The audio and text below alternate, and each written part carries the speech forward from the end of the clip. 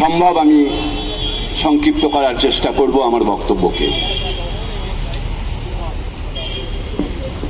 প্রথমেই বলি, আমরা যখন ছোট ছিলাম আমাদেরকে একটা প্রশ্ন করা হতো, আচ্ছা বলো তো কোন বাঙালি মনীষী একই দিনে জন্মগ্রহণ করেছেন এবং মৃত্যুবরণ করেছিলেন? তো সেই প্রশ্নের উত্তরটা আমরা দিতাম, তিনি হলেন বাংলার রূপকার বিধানচন্দ্র রায়। তিনি বাংলার রূপকার। আজ আমরা এই বাংলা ঠিক কিভাবে দেখতে পাচ্ছি, কিভাবে পাচ্ছি আমাদের সামনে আমরা জানি না। হয়তো এর জন্যে হিন্দি সাম্রাজ্যবাদ অবশ্যই দায়ী, তাদের আগ্রাসন অবশ্যই দায়ী। বাংলাকে বিমাতৃসুলভ আচরণের মধ্য দিয়ে যেতে হয়েছে, আজও যেতে হচ্ছে, স্বাধীনতার পূর্বেও যেতে হয়েছে, আজও চলছে সেই একই ট্র্যাডিশন। সেটাও সত্য, কিন্তু তার থেকেও বড় সত্য আমরা যারা নিজেদেরকে বাঙালি বলে পরিচয় দিই, আমরা কি তারা বুঝি যে সত্যি সত্যি আমরা বাঙালি এই পরিচয় দেওয়ার যোগ্যতা আমাদের আছে কিনা? আমরা নিজেদেরকে যে বাঙালি বলি, আমরা যখন এই বাংলার বাইরে যারা বাইরে বেড়াতে যায় তখন আমরা বলি আমি বাংলা থেকে এসেছি, আমি বাঙালি। কিন্তু আমরা যখন এই বাংলার বুকে যখন আসি তখন আমরা কিন্তু বাঙালি থাকি না, তখন আমরা হয় ভারতীয় হয়ে যায়, নয় বিশ্ব নাগরিক হয়ে যায়। আমার ছেলে মেয়েদেরকে হয় হিন্দি স্কুলে পাঠায়, নয় ইংরেজি স্কুলে পাঠায়, আমরা পাঠাই না বাংলা স্কুলে। যার জন্য ধীরে ধীরে অন্যান্য জায়গা তো বটেই, যে সমস্ত জায়গাগুলো বাংলা থেকে কেটে অন্যান্য রাজ্যের সঙ্গে মিলিয়ে দেওয়া হয়েছিল, সেই ঝাড়খণ্ডের মধ্যে, সেই অসমে, সেই উড়িষ্যায় এবং অন্যান্য সমস্ত অঙ্গরাজ্যে বাংলার যে অংশগুলো কেটে দিয়ে দেওয়া হয়েছে, সেখানে বাংলা পড়ার জায়গা নেই, বাংলা পড়ানোর লোক নেই, বাংলাকে বলার লোক নেই। কারণ তাদের যে মাতৃভাষা বাংলা, এটাও সেন্সাসের সময়, লোক গণনার সময় ইচ্ছে করে চক্রান্ত করে জানিয়ে দেওয়া হয়েছে সেটা সেই দেশেরই, সেই রাজ্যেরই ভাষা, সেটা কিন্তু বাংলা নয়। এই পরিস্থিতিতে দাঁড়িয়ে যে ছিবড়েটুকু পশ্চিমবঙ্গের যে অংশটুকু আজ বাংলা বলে পরিচয় দিচ্ছি আমরা, সেখানেও কিন্তু আপনি দেখুন সমস্ত শহরাঞ্চল, সমস্ত শিল্পাঞ্চল, যে সমস্ত জায়গাগুলো ক্রিম জায়গা বাংলার, সেখানে হিন্দি আগ্রাসন, হিন্দির থাবা বিভিন্ন দিক থেকে, সে আর্থিক দিক বলুন, ভাষার দিক থেকে বলুন, সংস্কৃতির দিক থেকে বলুন, সামাজিক আচার ব্যবহারের দিক থেকে বলুন, আজ বাঙালিরা প্রায় বাংলাকে ভুলে যেতে বসেছে, বাঙালি সংস্কৃতিকে ভুলে যেতে বসেছে। আজকে দেখুন বাংলা যে টিভি হয়, টিভিতে যে সিরিয়ালগুলো হয়, বাংলা সিরিয়াল, তাতে হিন্দি গান দেন, অথচ আমাদের কত বিখ্যাত বিখ্যাত গানগুলো রয়েছে বাংলার গান, যে গানকে প্যারোডি করে হিন্দি করা হয়েছে, যেগুলোকে কপি করা হয়েছে হিন্দিতে এবং অন্যান্য ভাষায়, আর আমরা আমাদের সেই প্রযোজক পরিচালকেরা সেইগুলো থেকে নিয়ে এসে আমাদের বাংলা সিরিয়ালের মধ্যে ঢোকাচ্ছেন। অর্থাৎ আমি যে কথাটা প্রথমে শুরু করেছিলাম, আমি সেই জায়গাটাই যাচ্ছি। আপনি দেখেন, আপনি কি সত্যি আমরা সেই যোগ্য?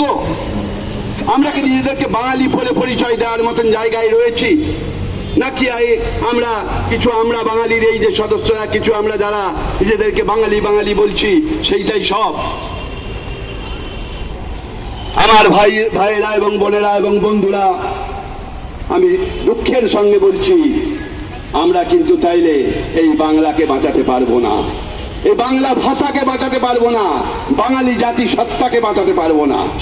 যদি না আমরা সতর্ক হই যে হ্যাঁ, মনে প্রাণে যদি না আমরা বিশ্বাস করি যে আমি বাঙালি, আমার মাতৃভাষা বাংলা, আমি যে ভূমিতে দাঁড়িয়ে আছি সেটা আমার বাংলার ভূমি, এই ভূমিকে রক্ষা করবার দায়িত্ব আমার, এই ভাষাকে রক্ষা করবার দায়িত্ব আমার, বাংলার জাতিসত্তাকে রক্ষা করবার দায়িত্ব আমার, তবে তখনই কিন্তু আমরা বলতে পারবো আমি বাঙালি, আমি বাংলাকে ভালোবাসি, আর বাঙালি বলে নিজেদের পরিচয়কে আরো বেশি দৃঢ় করে তুলতে পারবো।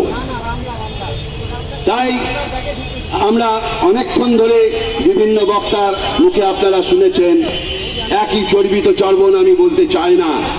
আমি যেটা বলতে চাই যে আপনারা আবার যারা আজও বাঙালি বলে পরিচয় দিতে চান, ও দিতে চান নয়, দিতে হবে, কারণ আমাদের সেই প্রতিবেশী যে রাজ্য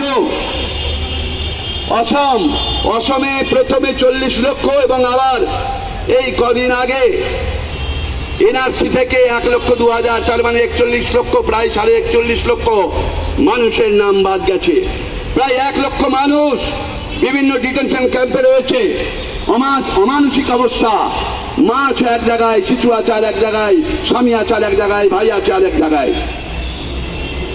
জানি না আজকে আমরা যারা নিজেদেরকে বাঙালি বলে পরিচয় দিচ্ছি, যদি এখানেও যদি সেই জাতীয় নাগরিক পঞ্জি বা এনআরসি চালু হয়, এবং চালু হয় না, চালু হওয়ার অবস্থায় এটাই এজেন্ডা। আজকে যারা কেন্দ্রীয় সরকারে এসেছেন তারা চাইছেন যত তাড়াতাড়ি পারেন এই রাজ্যটাকেও কব্জা করার, তার বিভিন্ন চক্রান্ত চলছে বিভিন্ন দিকে।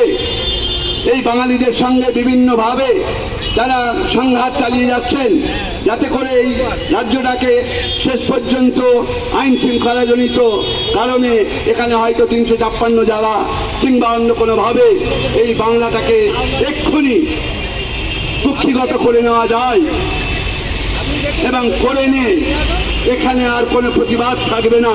সুতরাং আবার সেই এনআরসি চালু হবে, বাংলাতেও এনআরসি চালু হবে, এবং এই নির্বাচনের আগেই, লোকসভা নির্বাচনের আগেই কিন্তু এটা তাদের ঘোষণা ছিল, আজও রয়েছে।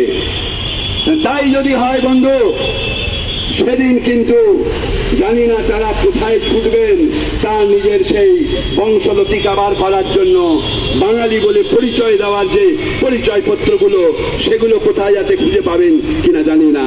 তখন কিন্তু আবার সেই বলবেন আমি বাঙালি, আমি বাঙালি, আমি বাঙালি। যদি সেই বাঙালি যদি বলতে হয়, কেন আজকে বলছেন না? কেন আজকে আমরা বাঙালির যে 10 জন, 15 জন, 20 জন, 50 জন লোক দাঁড়িয়ে আপনাদের সামনে ঘন্টার পর ঘন্টা, দিনের পর দিন সংগ্রাম চালিয়ে যাচ্ছি, আন্দোলন চালিয়ে যাচ্ছি, কেন আপনারা তাদের সঙ্গে আসছেন না? ভুল করছেন, একদিন আসতে হবে। আজকে যেমন খেলায় পড়ে ভারতবর্ষের নেত্রী হতে গিয়ে আমাদের মাননীয় বাংলার নেত্রী আজ বাংলার নেত্রী হতে চাইছেন, জয় বাংলা বলছেন, জয় বাঙালি বলছেন, বাংলা ভাষায় কথা বলতে নির্দেশ দিচ্ছেন। তাইলে মাইকেল মধুসূদন দত্ত ইংরেজিতে সাহিত্য রচনা করতে গিয়ে তিনি যখন ধাক্কা খেলেন, তখন যখন বাংলায় এসে তিনি তখন বললেন এখানে অমূল্য রতন রয়েছে, আশার ছলনে ভুলি কি ফল লোভিনু হয়। তো সত্যিই তাই, নিজের বাংলাকে, নিজের মাতৃভাষাকে, নিজের বঙ্গভূমিকে, নিজের মাতৃভূমিকে যারা এখনো অবহেলা করছেন, সেই মাইকেলের মতন, মাইকেল মধুসূদন দত্তের মতন হয়তো আজকের এই জননেত্রী মমতা বন্দ্যোপাধ্যায়ের মতনই হয়তো আপনাদেরও বলতে হতে, মানে আফসোস করতে হতে পারে যে সত্যি আমরা কেন সময়ে এটা করতে পারলাম না। তাই আজ আবার আপনাদেরকে আর একবার বলছি, আমাদের এই বাংলা কিন্তু আবার ভাঙতে যাচ্ছে, এ চক্রান্ত কিন্তু চলছে। সেই আমাদের সেই গোর্খাল্যান্ড, দার্জিলিং, যে দার্জিলিং এখন প্রথমে ছিল DGSC hill council, Gorkha hill council, এখন হয়েছে GTA, Gorkhaland territorial administration. এরপর ওদের মূল দাবি হচ্ছে গোর্খা ল্যান্ড। যদি সেটাই যদি হয়, যদি সেই গোর্খাল্যান্ডটাই যদি হয়, তাহলে সেইটা হবে একটা বটল নেক এবং কূটনৈতিক দিক থেকে এবং অন্যান্য বিশেষ দিক থেকে ওটা একটা ভবিষ্যতের কাশ্মীর হয়ে দাঁড়াবে। কারণ তার চতুর্দিকে রয়েছে পাকিস্তান, চীন, ভুটান, নেপাল এবং অন্যান্য সমস্ত রাষ্ট্র, প্রতিবেশী রাষ্ট্র। তাই এই যে জায়গা, এই জায়গায় দাঁড়িয়ে আবার সেই চক্রান্ত কিন্তু চলছে এবং সেই গোর্খাল্যান্ডের যে দাবি, তার প্রতি কিন্তু বর্তমান যারা কেন্দ্রীয় সরকারে এসছেন এবং ছিলেন তারা সহানুভূতিশীল। তাই যদি হয় তাহলে আবার এই বাংলা আর একবার ভাঙবে। কারণ তারা কিন্তু এদেশীয় নয়, তারা বিদেশি। তারা এখানে এসে এখানকার যারা স্বদেশীয় ছিল, লেপচা ভুটিয়া এদেরকে সরিয়ে দিয়ে তারা নিজেরা তাদের উপরে অত্যাচার করে এটাকে কব্জা করবার চেষ্টা করছে।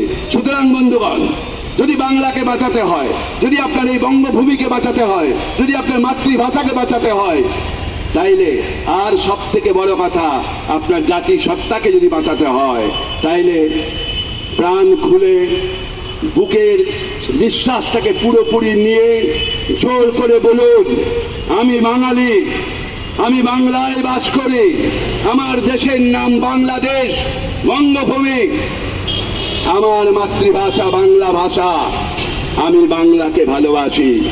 এই আহ্বান জানিয়ে এবং একই মর্মে এই অঙ্গীকার নিয়ে আমি আমার সংক্ষিপ্ত বক্তব্য শেষ করলাম। জানি না আমি আমার বক্তব্য বাড়িয়েছি কিনা। ধন্যবাদ, নমস্কার।